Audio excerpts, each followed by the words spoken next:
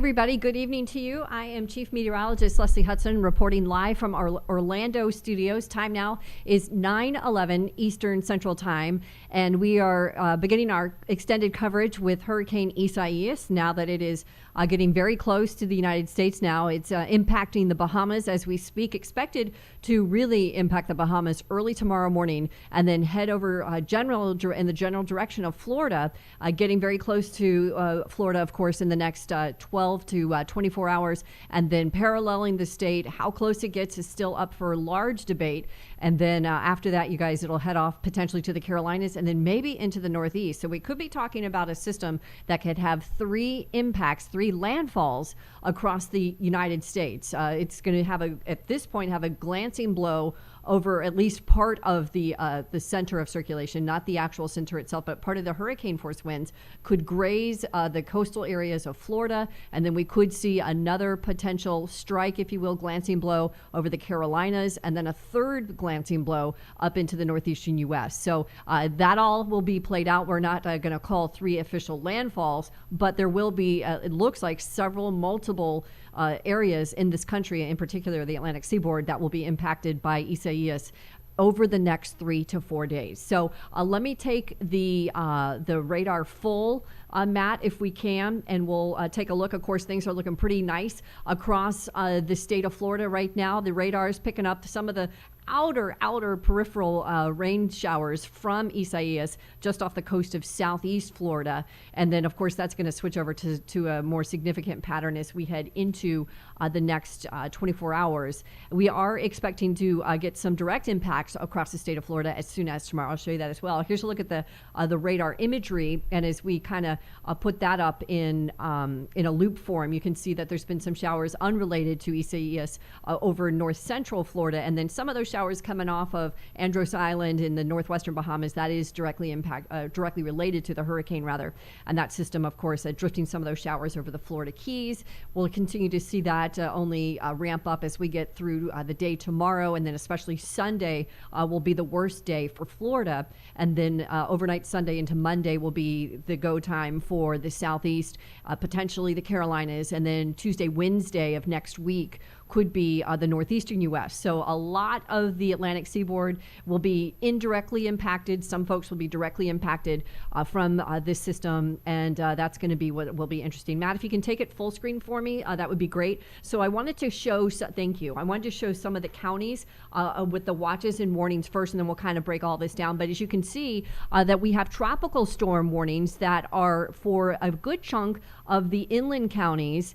Those are the areas shaded in orange. And then hurricane warnings are the areas shaded in red, obviously. And the closer you get to the coast, obviously, the more impacts you're going to have from Isaias. There are currently no tropical storm watches. I have that up just in case that changes tomorrow. And I am anticipating flash flood watches tomorrow as well. There are currently none, of course, across the state of Florida right now because Isaias is too far away. But anticipating the potential rain impacts to be anywhere from 6 to 9 inches as we head into the next 24 hours. So here's a look at the wind radii product. This is a great product that kind of tells the tale here. So look at my clock up there. It starts at 5 a.m. tomorrow morning, and I'm going to advance this, and you can see, follow the legend above. So where you see it says 39 to 57 is that large disc that's in yellow. So again, just kind of real obvious here, but I'm going to point it out to you. So starting to see some of these gusts. Now remember, we're going to be, the state of Florida is going to be on the west side or the weaker side of the hurricane. So this will be closer to 39, 45 miles an hour over here from Palm Beach County down into Miami-Dade, Broward. Not sustained. These will likely be in gusts. And then, of course, in here in this disc is the 59 to 73 mile per hour winds. And then the hurricane force winds are 74 or greater, are circled right in here. So let me advance the map a little bit more. And then as we get into tomorrow night, so we're looking at a larger area, coastal, of course, central Florida will be starting to feel the impacts around 10 o'clock. Again, I don't anticipate sustained winds in this neighborhood. I think this is going to be primarily gusts. I think we're talking about 45 to 60 miles an hour in sustained winds at the beaches, and then gusts as high as 80 in some cases. Over at the beaches, and then the further away you get from the center, remember, the weaker it is. So folks that are over by Lake Okeechobee, Sebring, in the Orlando area, you are not going to get sustained tropical storm force winds, but you likely will get tropical storm gusts, 45, 50 miles an hour as we head into Sunday. So here, advancing the clock now to 3 a.m., you can see the disk there, the hurricane disk. Again, the center offshore, but the outer, remember, this is a large system, so there are hurricane force winds. However, these are not likely going to be 80 or 90 mile per hour winds sustained. Remember, that's in a core field that's up in this area. However, we expect to see hurricane force winds somewhere in this area that you can see here.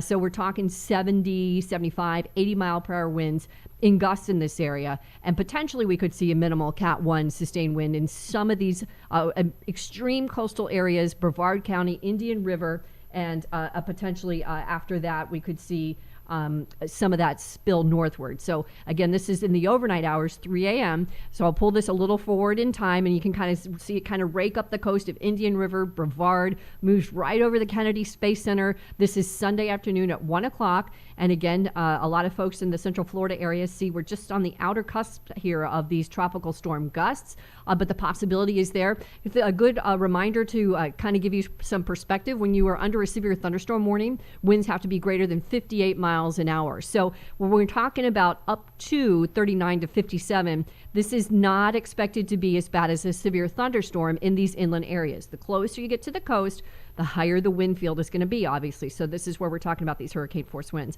So that's where you've got to kind of keep all of that in mind as you head into this weekend. Still make some preps, obviously. And then this product really is only good for 3 days. So I'm just going to kind of zoom by this because this will get updated from the Hurricane Center, and there'll be more wind rate information I can share with you tomorrow, and we will on Sunday for Georgia and the Carolinas. Right now we're going to focus on Florida over the next 24 hours, and then that's going to shift over, obviously, to the states northward. So here's the 3D tropical infrared. This is a really cool product that we kind of started utilizing last year using GO16 data. It was beautiful imagery of the very powerful Hurricane Dorian. It's the first time we used it. So I wanted to show it to you because it kind of shows there is no clear defined eye. However, there are several pockets of really deep convection, one right here, not quite as big, and then one down here. Somewhere in this general area would be the actual center, but we've got southwest winds coming in here. We've got some good outflow up in here, so there is still room for this hurricane to get stronger before it gets closer to the Florida Peninsula. However, most of the guidance keeps this as in the range where it is now, and then you'll see here this is going to kind of loop around. You can see over here just to get your bearings. Here's Florida, Miami, West Palm, Melbourne, and then Nassau, the Bahamas, and then just kind of a perspective here, kind of see that outflow from the hurricane, showing that it's trying to get some organization here, but you can kind of see when in this particular vantage point how disorganized some of the structure is. So here's a look at the hurricane hunters. This is the latest path that they did. This particular run had winds 69 miles an hour. Remember, it just depends on where they're taking a cross section and dropping these dropsons, which is these apparatus, if you will, that starts at the flight level, goes down through the core of the hurricane, takes samplings of the atmosphere, including wind, barometric pressure, relative humidity. Even when it gets down to the surface, it's taking readings all the way down to the surface, and then it puts everything into a machine that reads everything back to the National Hurricane Center. So in this particular run, the winds were 69. We know they're higher than that, but it's interesting to see the Hurricane Hunter aircraft in these constant missions that they're doing right now. They'll continue to do these every few hours to give the very latest info to the National Hurricane Center. So there's a look at the infrared. And again, the hurricane has had a couple of bursts of energy on that northeast side that I showed you, and then there's been some down towards the south as well. There was a central dense overcast that was evident earlier today that indicates, again, a storm that's trying to get more powerful. And you can see those two separate bursts of energy here. We've got this one here and this one here. So classically, not a true defined system, but so Matt, here's something interesting. So guys, we are live, and Wayne Neely, who is the chief as a meteorologist in the Bahamas, is actually calling me. So Matt, I don't know if we can get him in. We're going to try. Hang on, guys. Hey Wayne, can you hear me? We're doing this live, you guys, on the fly. We've been trying to get Wayne. So Wayne, I'm actually live right now. So Matt is going to try and patch you in, and we're going to try and talk to you while Matt tries tries to patch you in. So I know everybody can't hear you yet. So I'm going to wait for Matt to give me a go ahead. And then while, if you'll just hang on with me, Wayne, I'll just kind of keep going here and we'll hopefully do this on the fly, you guys. We're actually doing an update right now. Okay, so I'm going to keep talking, Wayne, about the hurricane, and I'm going to hopefully you'll hear Matt here in a second, and then everybody will be able to hear you. So just stand by, and he's talking to you in Skype, I believe, at the moment. Okay, so guys, so here's the latest information. So we'll continue to do this while we're waiting to get the Skype call routed in so you guys can hear what's going on. So the winds again sustained at 80 miles an hour, and Isaias moving northwest at 15. The pressure 987. And the coordinates 22.9 north, 75.9 west. And there, of course, is the path. So I've got it stopped here. And, oh, it looks like we lost him. Hang on. Let me put my glasses on.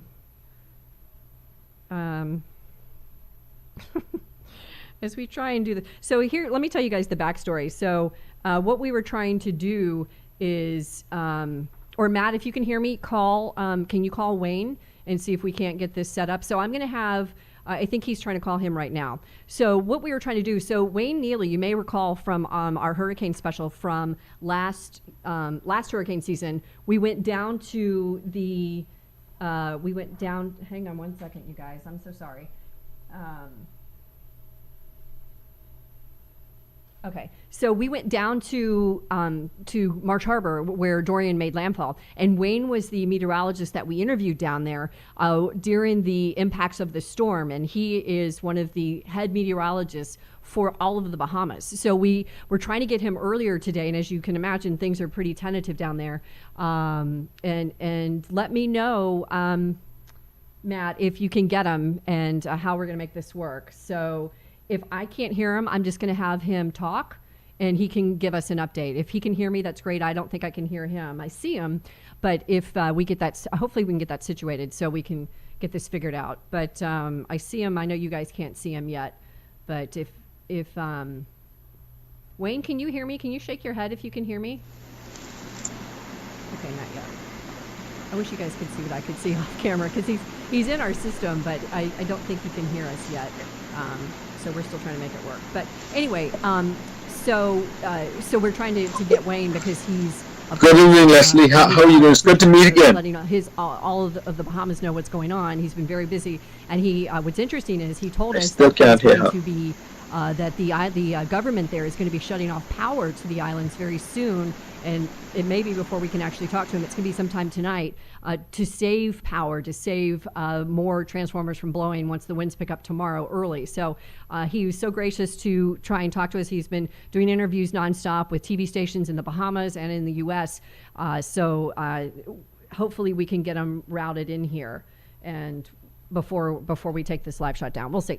Okay, so let me keep going. So there's, of course, the path that's going to be okay, he's calling me again, Matt, just so you know. Hey, Wayne, can you hear me? No, yeah, I'm hearing you on my phone mic. So on your phone? Look, I can't hear you on my... Okay, Matt, can people at home hear him? Can you tell me in Slack if people can hear him at home? Because if he is, okay, people at home can hear you. Perfect. So I'm going to hold my phone up to my ear. So Matt, are we good to go? Can you let me know through Slack? Okay, cool. Okay, cool. All right, so you guys, we have Wayne. So Wayne, as I mentioned, is a meteorologist, a world-renowned meteorologist that's written several books on hurricanes, the world expert on hurricanes in the Bahamas. Wayne is, you're in Nassau right now? Yes, I am. Okay. Yes, I am. Everybody can hear you, and I'm so excited we got this figured out. Yeah. So I'm going to hold my phone because I've got to hold my phone to be able to hear what you're saying. But, so can you tell us what is going on right now in Nassau and what you guys expect tonight and especially tomorrow? Well, right now, we're having pockets of rainfall and some gusts of about 35 miles per hour.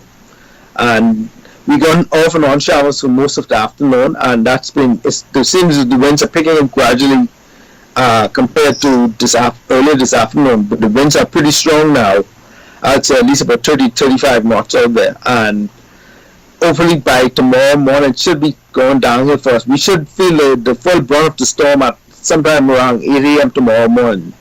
So we do anticipate to experience that storm in a significant way at 8 a.m. tomorrow. So I know you told me in the WhatsApp that the government is going to shut down power. When is that going to happen, Yes. and why are they doing that?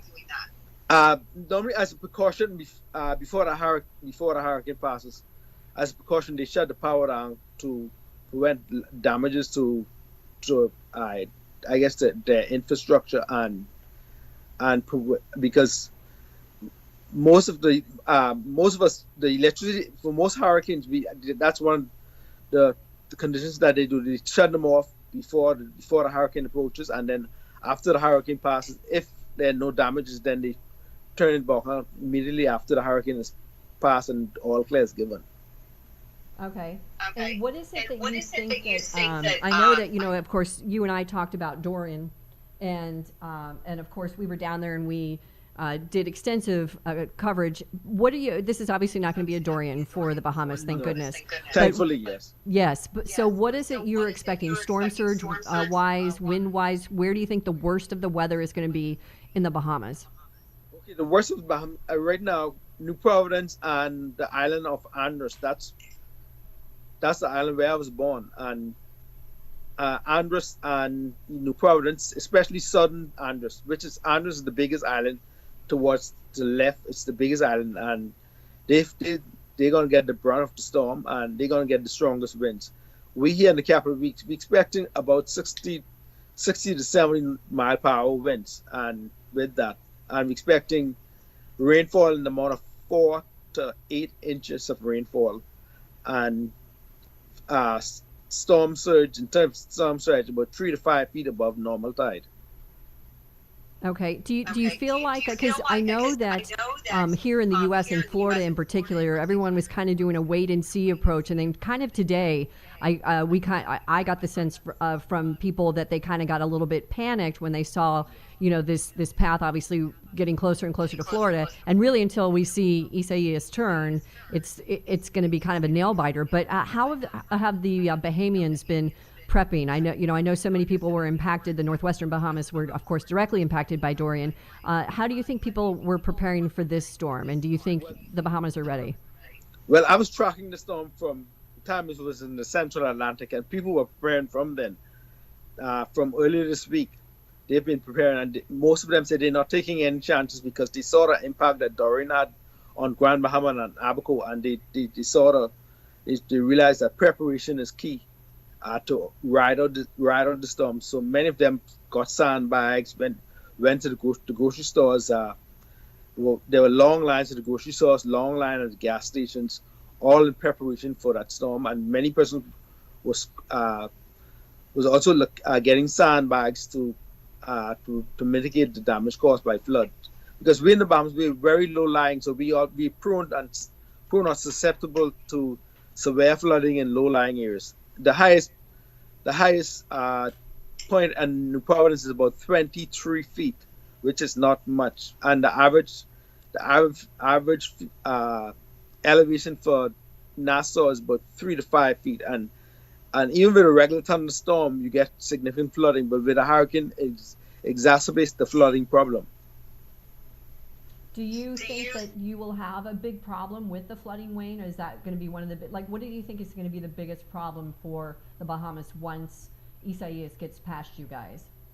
I think it's going to be a combination of both. I just spoke to some of the persons in one of the islands in the southeast Bahamas because the storm passed there, and on the island of Auckland, they already reporting down electrical pole on Auckland and Meguan, and they already reporting electrical poles that were blown down. So it's a combination of both the winds and the flooding. Okay. And then when is tonight? You think that you guys are going to lose? That power will be turned off for you guys in the Bahamas? Well, initially they said 8 p.m., but it's now 9:30. It's still on, so I guess they're trying to keep it on as long as possible. And with COVID-19, are there because we nowhere in the world obviously has had to weather a hurricane during a pandemic like this. Is the Bahamas are the Bahamas taking special precautions with storm centers and evacuation centers? Are evacuation centers open down there? Yes, they are, and they practice in social distancing because most of the evacuation centers are open, and they practice in social distance. What happened during the hurricane shelter? They got additional hurricane shelters because some of the shelters were limited, and they realized that if they put the amount of people that the shelters were designed to hold, that wouldn't be too well for COVID. Because right now there's been a upward trend in terms of COVID. For about 3 months, we've had COVID. We had less than 100 persons, but we're now up to 600 persons within the last 3 weeks. We got 600 persons infected by the COVID virus. So, and we had some deaths as well. So right now, we practice in social distancing in everything, even in the food stores and the banks and the gas stations. They're also doing that as well. I can imagine what a logistical nightmare it is trying to prepare for that with such little time. I'm glad to hear that people down in the Bahamas got ready early. They remembered Dorian, obviously, from last year. And even though this is not going to be a Hurricane Dorian, it still is good to be prepped. So anything else, Wayne, that you want to include that we haven't discussed? I am so grateful. I know how busy you are. I know you're doing interviews right and left. Anything else you want to let us know about?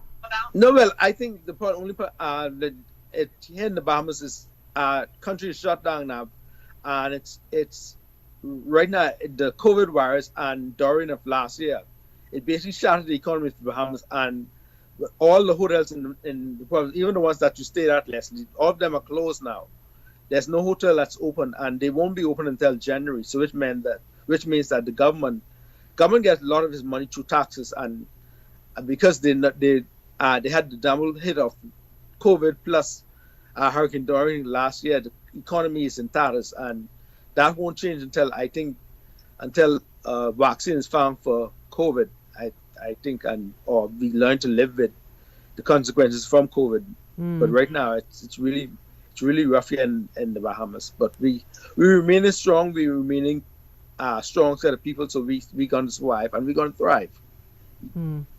Well, you know that the U.S. is huge supporters of the Bahamas and always has been, and we, myself included, absolutely just adore the Bahamas. I've been there dozens of times from the course of my life, being a Floridian. So we want to encourage, of course, everybody to, when it's safe and when COVID is no longer in the front headlines, that people are encouraged to go back to the Bahamas and spend their resources there with you guys next year, hopefully. But we're so grateful for your time tonight, and I want you to stay safe. I know you're going to be busy, probably on your phone and not getting much sleep tonight. We won't go to sleep until 1 o'clock. I've postponed a lot of interviews. So. Oh, gosh. Well, we're so grateful that you had some time to talk to us tonight. So again, this is Wayne Neely, one of the head meteorologists in the Bahamas. He's in Nassau tonight. And Wayne, again, I hope you stay safe. Your family's hunkered down for tonight. And we'll hopefully talk to you soon. Okay, it's good to hear from you, and you do well. And be safe as well. We will. Thank you so much, Wayne. Okay. All right. Bye-bye. So you guys, that live on the fly there, trying to get our live interview. I'm so glad we got to talk to Wayne there, and because the Bahamas are getting Isaias now, and we're fortunate we were able to talk to him. So anyways, let's get back to the forecast track. I do see a bunch of questions on YouTube and on Facebook. I'll try to answer some of them before we end here. But here is a look at the watches and warnings. Again, obviously the Bahamas are all under hurricane warning, and there's a larger perspective of the tropical storm warnings. The hurricane watch that is up just north of just north of the Brevard-Volusia County line, and then a hurricane warning for that big chunk of eastern central Florida and a part of South Florida as well. Tropical storm watch north of that. So the big question is going to be, again, a lot of times when we get these hurricanes that make this trajectory close to Florida, how close does it get to Florida before it turns. All guidance, by the way, does turn Isaias north because there is a cold front coming off the United States. I'll show you that graphically in just a second. But all guidance indicating there will be a turn. The Hurricane Center thinks that's going to happen in about 36 hours, that we'll start to see that more of that dramatic turn towards the north and then eventually the northeast. But until then, I know it looks scary. So here's a look at our high resolution model product. This is again starting from tonight and goes into tomorrow. You can see really Florida not getting a whole lot of activity until we get into tomorrow night and into Sunday, and then you can see some of those squall lines that'll be moving in. Now, there will be winds. This is rain. Obviously, that will be wrapping around the outer rotation, the outer periphery of Isaias, and some of those tropical feeder bands will put down heavy amounts of rain as we get into Sunday, and then you can see some really rough weather across Brevard County as we head into Sunday afternoon. And then I want to preface this. This is, everybody calls these spaghetti models. Look at these, but listen to the people that are putting these on social media and listen to us and forecasters that have experience in these. A lot of times you'll see social media show these spaghetti plots and people don't know what the models are, don't know which models are what are called legacy products that the National Hurricane Center does not even use anymore, or models that don't do a good job with intensity. They may do a good job with the track or vice versa. These particular models that I've put on here do a good job both in track and intensity. So when you look at these, make sure you read the description, you get it from a trusted source. Don't just look at these and repost this and put something on there. It's really tough when you're a meteorologist and you see social media going crazy with people that are trying to interpolate this stuff and you don't really know what these are. But these particular models, again, the European model, the GFS, the aviation, the H-Wharf, these are all tried and true hurricane models that do a very good job of forecasting these things. So here's a look again at the latest run of these models. And again, a lot of them are over Florida. A lot of them are skirting towards just kind of paralleling the coast. So again, this will be a scenario that's going to have some nuances. That's why the Hurricane Center put up these hurricane watches and tropical storm warnings, because again, when you're talking about a tropical storm warning, you've got less than 24 hours from some type of impact, 24 to 36. And then if there's a watch, it's usually 36 hours that you're going to get some type of impact. So the Hurricane Center put those up today to get people ready. And then again, as I mentioned, this is not just Florida, potentially the Southeast, Georgia, South Carolina, North Carolina, and then even up into the New England states as we head into Wednesday. The hurricane will not be a hurricane in all likelihood by the time it gets to the Northeast. It's likely going to be much, much weaker. However, it is forecast to impact a lot of the Atlantic seaboard. So a huge chunk of real estate is going to get a piece of this system over the next 4 to 5 days. Here's a look at the earliest arrival of winds. This is a product that the National Hurricane Center puts out. So again, by tomorrow morning, Southeast Florida will get gusts of tropical storm force, probably around 30, 35. And then as we get into the day, that's going to ramp up to tropical storm, maybe 50, 60 through parts of Broward County, Palm Beach County, into St. Lucie, up into Indian River. That's going to just spill up, go right up the coast as we head through tomorrow and into Sunday. And then after that, of course, it's going to move northward into Georgia, South Carolina, North Carolina. So you can see the product there. So we're talking Sunday going to be northeast Florida, into Sunday night, and then Monday would be South Carolina and North Carolina, and then up the seaboard after that. So again, multiple days that we're going to be talking about Isaias, not just this weekend. Here is a look at the current wind gusts. Everything in Florida looking pretty good, A-OK, typical summer night, nothing too crazy here. We expect to see those winds ramp up, of course, as we get into tomorrow, and really, of course, ramp up as we get into Sunday when it gets to its closest point to Florida. So you can see the winds there kind of 25, 35 miles an hour. Again, this particular model may not do a great job. It's kind of on guidance for you guys. I think this might be a little underdone, and it's a short product. It only goes out for about 18 hours, or I'm sorry, about 24 hours. So I'll update this tomorrow, so we'll have a better range of winds. But I do think it's a good thinking that most of the eastern coastline of Florida will get winds 50 to 70 miles an hour, gusts about 80. At the coastline, those inland areas that are under tropical storm warning, 35, 45 miles an hour will be probably top end for you guys as well. So that'll play out again as it gets closer to the U.S. And once we get a lock on the radar and we see how close it is, there it is, by the way, over the last 48 hours, you can kind of see what was so odd about this. Usually when we talk about a cyclone going over the Dominican Republic, it usually weakens the structure of the system. Well, this one, of course, strengthened yesterday, so kind of bucking the trend of what normally happens when a system goes over huge mountains. It tends to shred it, but that wasn't the case with Isaias. It managed to actually restructure and recenter and look pretty well organized. And then here is the potential rainfall. Now, this is an improvement from yesterday. The guidance from the Weather Prediction Center, who puts this product out, had the thinking that there would be 5 to 7 inches of rain through a big chunk of Florida. So a lot of that's going to be out in the ocean, so we don't care about that as much, obviously. But there is going to be ample opportunity for some heavy rain. I am expecting flash flooding conditions. And on top of that, there's also going to be a storm surge of anywhere from 2 to 4 feet along the coastal part of Florida. Good chunk of the peninsula, by the way. So 1 to 3, again, through the central Florida area. 5 to 7, mainly offshore, but I do think that's going to include a little bit of Brevard, Indian River, St. Lucie counties, and down into Palm Beach. I know I have a lot of friends that are in Miami-Dade and in Broward. They've been texting me, blowing up my phone. I think most of Broward and Miami-Dade is going to bear the least impacts from Isaias on the current path. And then I think Palm Beach northward is going to kind of get a little bit more of Isaias because the turn is going to put the actual center of the storm closer to the state of Florida. So we'll see. I did want to show you the water vapor because there has been some dry air. You can see it here.